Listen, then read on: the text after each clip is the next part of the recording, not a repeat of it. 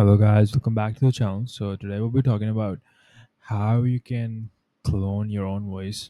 So, the first thing you have to do is you have to create an account on ElevenLabs, and also the the other thing is that you need to get the subscribing to ElevenLabs. You cannot get cloning your voice with free. So, you could check the link in the description and sign up and subscribe to ElevenLabs. Now, after you've subscribed, you have to click on add a new voice. Now, you will see the button instant voice clone.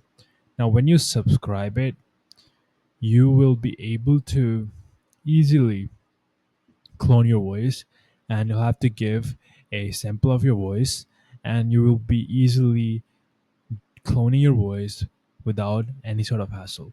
So, thanks for watching. Please like and subscribe.